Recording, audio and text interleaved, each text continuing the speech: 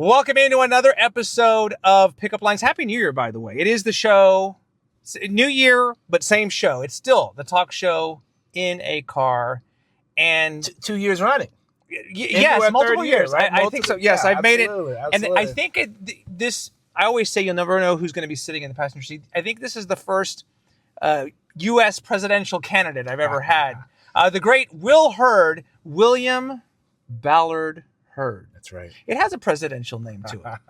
I like that. Well, for those that just know that, I ran. I obviously was unsuccessful because I'm sitting here talking to Ernie in his car. Rather than, or there would be Secret Service here. Yeah, exactly. But now, full disclosure, and we'll get into this in the wall. Will and I go way back. Way back. We got a bit of a history here, and it's all good stuff. And presidential candidate would be just a tiny little footnote on a large, fabulous career of things that you've done. So we'll get to as much of it as we can. But as people know, I typically like to start early on and work my way forward. Sure. You went to Marshall High School. John Marshall. You're a Marshall Ram. Mm-hmm. So tell me about where exactly you grew up. Did you grow up near Marshall? What was your childhood like? I grew up in Leon Valley. I basically a couple of blocks behind Bandera Bowl.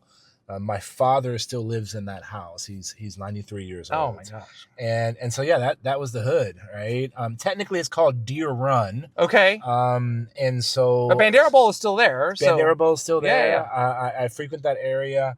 And then I was Earl Rudder Middle School. Okay. That was back when we were the Rattlers. Now I think they're called the Rangers. I see. And it's fascinating because Earl Rudder and Texas A&M. Yeah. There's a connection. Absolutely. But went to Leon Valley Elementary School. Correct. So I'm a townie. I love San Antonio. I love being here. It's fun. I live in Helotes now. Correct. And growing up in Leon Valley, my joke was always there's two places I never thought I'd live: Afghanistan and Helotes. And now I think I've lived in Helotes longer than anywhere else I've lived in my life. In Afghanistan through your work in the CIA, correct? That's right. Which, by the way, you speak multiple languages. So I speak. I always joke and say I speak dance floor Spanish. Okay. Enough dance floor to get by on the enough Spanish to get by on the dance floor. Sure. But I did know Urdu. I did know Urdu and Hindi. I read that. Enough. I am so out of practice now. I'm so out of practice. Like, I wish I could get that taken off of Wikipedia because I get asked to speak Urdu quite a lot. I was like, it's been years. Okay, then I'll spare you that because it is still on Wikipedia but that's like the national language of Pakistan. It is. So Urdu and Hindi are the same spoken language. I see. But the script is different. Okay. So I was posted to India for 2 years. Yes. And then I was in Pakistan for 2 years. Okay. And when I was in India, I got an ear for it. Like, I could actually, when I was there, I could repeat a conversation in Hindi, but I didn't know what it meant. I see. And then I took Urdu and then used it when I was in Pakistan. Fair enough. All right, but back to the U.S. here, back to San Antonio. You're Marshall High School. You're a tall guy, obviously. Yeah. So you were an athlete at Marshall? I did. I played basketball. Our senior year, I think we were ranked like top 10 in the state. We were predicted to be the only team that could beat East Central that year. It was Stanley Bonowitz, Chaz Jackson, and then we ended up losing early in the playoffs to Jefferson. Okay. So professional athletes in sports was not meant to be. But you went on to A&M, not for sports, but you went on to pursue a degree there in College Station. I did, and that's where my life changed because I got to meet you. Okay. I thought I was going to go to Stanford, and I knew I wanted to do computer science. I was lucky. My sophomore year, I had an internship at the Southwest Research Institute here in town. Blew me away. I worked for a woman who went to Stanford. She was a computer scientist involved in robotics. I was like, I want to be just like her. And I thought I got accepted at Stanford. Right. And I had a counselor at Marshall that was haranguing me to be like, just go do a visit to A&M. And I had a bunch of buddies that were there. Yep. And went down to A&M, fell in love. And I'm glad I took it because that's where I got to meet you. I was under your tutelage. I learned to speak on the radio and present from you when we were when you were the head. It was called the radio. What was Okay, so let's just Yeah, get right yeah, into that. So okay. mid-90s, let's paint a picture. Mid-90s, College Station. I'll never forget this as long as I live. Mid-nineties. It was the Student Government Association radio show committee, if you Yeah. will. And so I think it was once a month, twice a month, you, myself, and a few other characters would go to, the call letters are KORA, Yeah. 98.7 FM, country music, of course. And we would sit there with, God bless the DJ who was in there. And you and I, it was Campus Connection. Campus Connection Was the name that's of the right, show. that's I still have the cassette tapes, by the way, which I should have brought with Yeah. me. And if I ever find any photos from that time, I'm going to destroy them all. But we would give away pizza rolls and do trivia that's and right. play Garth Double Brooks Days. and Shania. Yeah, Double yeah. Days pizza rolls. Yeah. And I was journalism, obviously pursuing a journalism degree. You were there, and we crossed paths that That's way. right. I eventually You left. were the chair. You were the chair of that Well- committee, and I was one of the worker bees. So Correct. no, I'm not jesting. Like that experience about how to talk on the radio and do that was formative. So we would come on in between songs, and the DJ would give us the microphone, and we were literally live on the radio there Monday nights, and we were doing trivia and stuff like that. Had an absolute time of my life. It was great stuff. I eventually left A&M after my sophomore year. You stuck around, obviously, and went on to bigger and better things. You became student body president. I was at a tough time. Very tough time. It was during the bonfire collapse In 99. In 1999, 12 students were killed, 24 were injured. It's probably the darkest day in A&M's history, and I was student body president at that time. I was there. My sister, by the way, was at that site hours before it happened there. And I remember you were the student body president. I believe you were also there because I was there when the George H.W. Bush Presidential Library was built there. Absolutely. Yeah. And I was there that day, and I have an autograph from the late president. But you spoke at that, didn't you? Or you were present for that? Well, I was. So actually, when the Bush School was dedicated, it was my sophomore year. Okay. And I remember it because I was an actual usher. I was, and there was, I was pretty confident when I was a sophomore in college, and there is a wonderful, mature lady there that I'm sweet talking, right? Yeah. And I get a tap on my shoulder, and I turn around, and it's Chuck Norris, and 19-year-old Will was hitting on Chuck Norris's wife, and I stopped because I was afraid Chuck Norris was going to start hitting on me. So literally, was he Walker Texas Ranger back then? Exactly. Wow.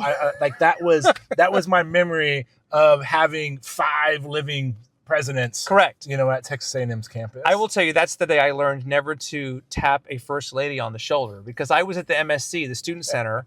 I happened to be there, and the Bushes were walking in, and I opened the door to the student center for Barbara Bush. Right. And I said to Mrs. Bush, "Thank you so much. It's so great to have you here. Thank you for being here." And no sooner did I got the stare down from 1 or 2 Secret Service members, but I got the autograph. That's amazing. She was a wonderful lady. Wonderful lady. And then obviously the school went on, and it still continues and everything. And the George Bush school is thriving and everything like that. But anyway, so you come off of that, and I think every year when the bonfire collapsed, that anniversary still comes around. Yeah. People might see a video, a clip of you giving your speech, or just that moment and everything. And that's you still 26 years later, right? Yeah, it's still hard for me. I actually can't hear the song "Amazing Grace" without crying, because at the night that we did a ceremony with the whole campus came together, it was over, and everybody just burst into that song. Yeah, and then it got played at the funerals, and look, it was, and I'm 48 years old now. Right, I was 21 when it happened. And it still sticks with me. Right? It's remarkable. Mm-hmm. It really is an unbelievable time. And so you come off of that, and then did you know immediately that you were going to go into government work, or the CIA was on your radar? Like, as much as you can tell me, how did that happen? No, it was. So I thought, I was studying computer science. I thought I was going to go be a programmer. And I had a great offer from IBM. I was interviewing with McKinsey Consulting, and through the years at A&M, I had a guest lecturer in a class who was a former CIA officer, and he told these most amazing stories. Right. And I was like, I want to do that. That's what you want to do. And that began my journey. And Jim Olson, who's the professor at A&M, who inspired me to want to go. The rest is history. And it was the opportunity to serve in exotic places, to work on the most important issues of the day was quite amazing. And look, that the ethos of A&M is really about serving and giving back. And so I said, hey, this would be a lot. This would be pretty cool to try. And I took a job that was 3 times less than my offer at salary wise than IBM. And then I made the miscalculation. I lived in DC for 2 years going through training in the farm. Being from Texas, I had never had to calculate state income tax. Yes, that's right. And so I had my first paycheck was less than my first cell phone bill when I moved to Washington. When I moved to Washington D.C. But best job on the planet. It's an amazing job. And for I always tell people, you know who the best officers were in the CIA? What's that? Young women, right? And I tell that for all the young girls and women that are watching. This is a career that you always hear about. James Bond. But Jennifer Bond is way cooler. She's out there. Is way cooler. I believe it. I believe it. Let's step aside. We'll come back and continue the discussion here. Will Hurd, former congressman, among many, many, many other things, now a husband, father, and more to come with him coming up here on Pickup Lines.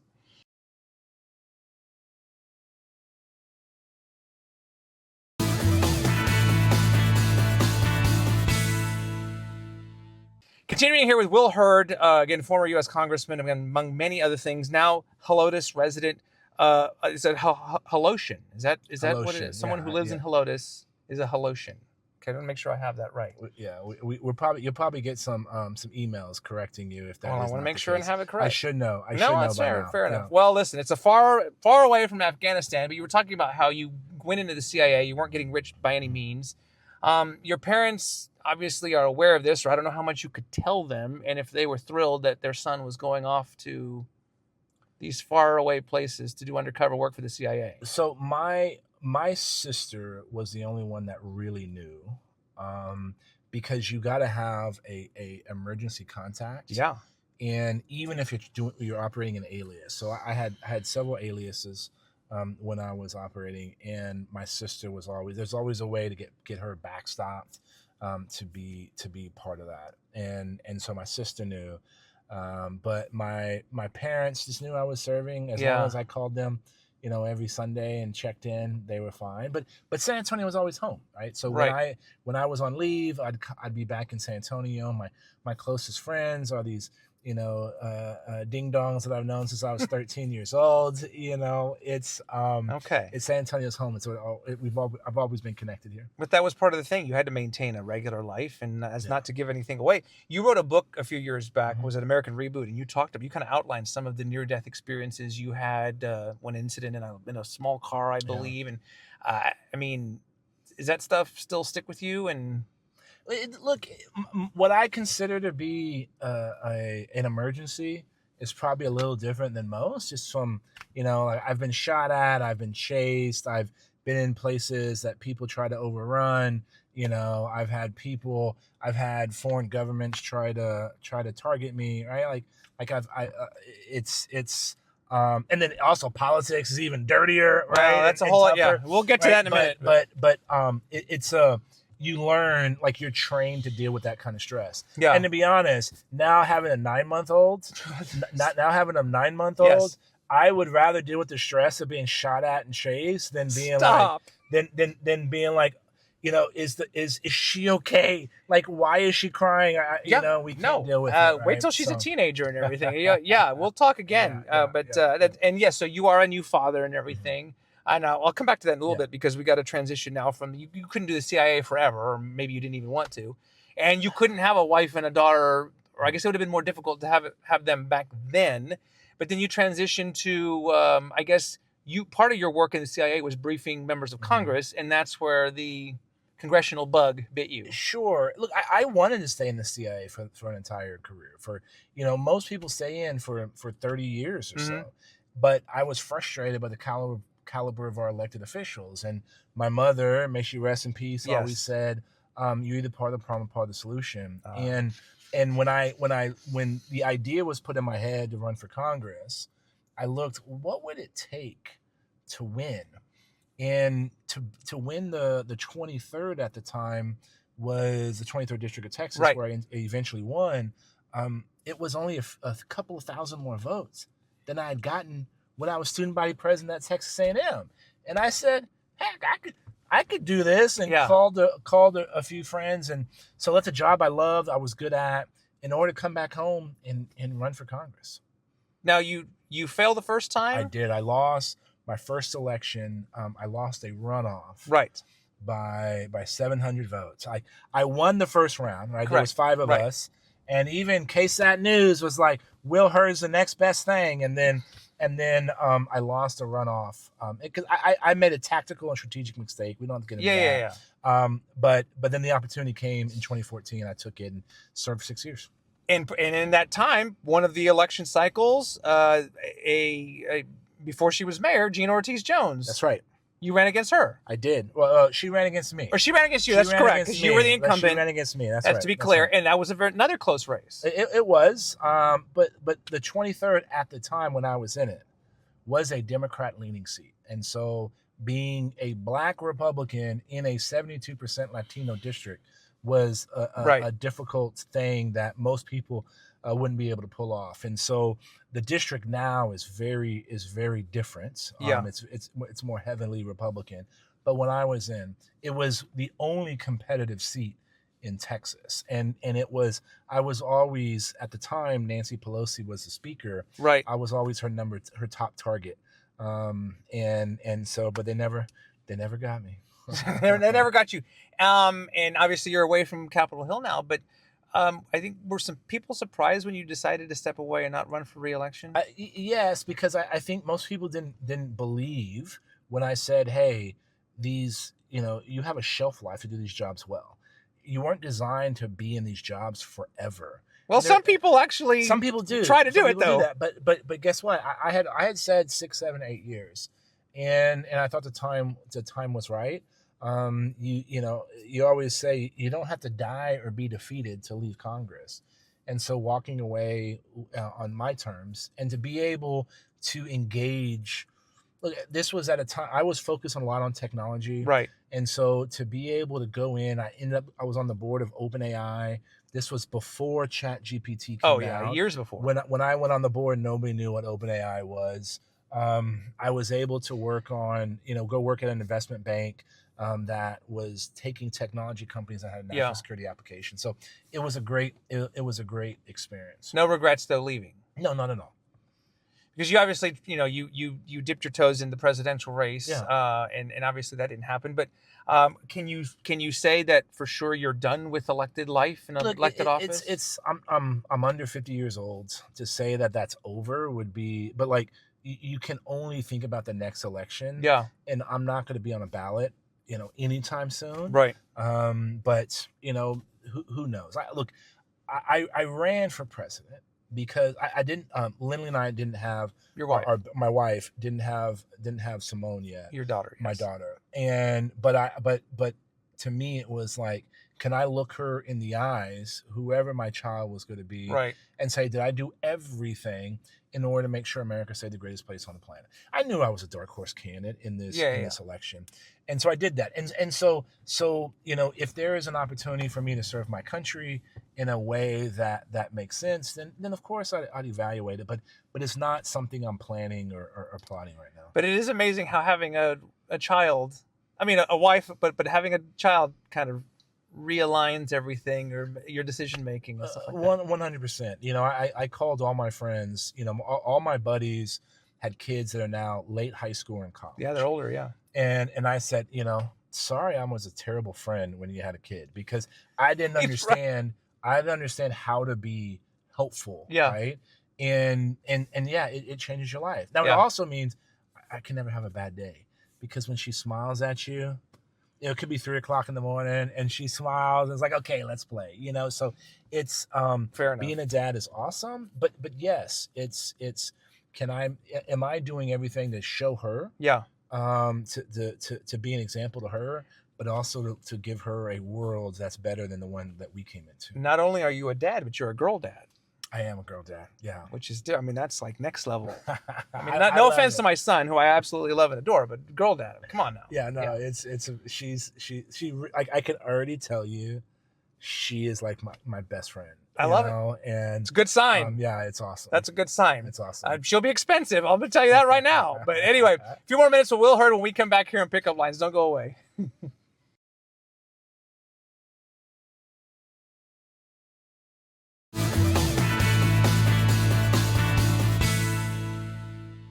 Final few minutes here with the one and only Will Hurd, former congressman, among many, many other things. You are currently the Chief Strategy Officer, is that correct, at Chaos Industries? So how do you describe what you do for a living right now? We create time. We build a suite of products that helps the warfighter create time. And our first products are radars, right? And so when you give the warfighter 10 more minutes, when they used to only have 22 seconds, takes us back to having air superiority. Warfare is not changing, it has changed. And the asymmetry of warfare, where you have drones, a 20,000 drone can blow up a $60 million radar. We're going to start seeing terrorist acts of drones being used. So being able to help build a startup from less than 100 people to but in the next year we'll probably be close to 500. We're valued at $4.5 billion. It's been a fun journey, and helping and getting back to my roots of national security has been great. And the flexibility of staying home, working from home, maybe a little travel, that kind of stuff. I travel a lot, but I told them when they made me an offer, I said I live in San Antonio. Right. We're based in LA and Washington D.C., so I'm on the road enough, but it's been a great ride. But still here in Helotes. Still here in Helotes. Yeah, I love it. Look, this is the older I get, the more of a townie I become, and so it's like I want to eat pancakes at 6 Clicks on Saturday. I don't want to eat anywhere else. I want to make sure I go to Whiskey Cake to get my old fashioned. I want to get nothing wrong with that. I want to get breakfast tacos from Mia's. Now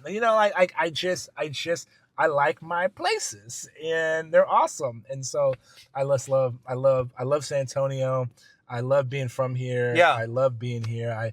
I love the Spurs. It's our year, baby. It's our year. Here we go. Yeah. Well, Fiesta too. I know I bump into you at Fiesta and everything. Look, the MLK March, that's coming up. Sure. In January, in a couple of weeks. Yep.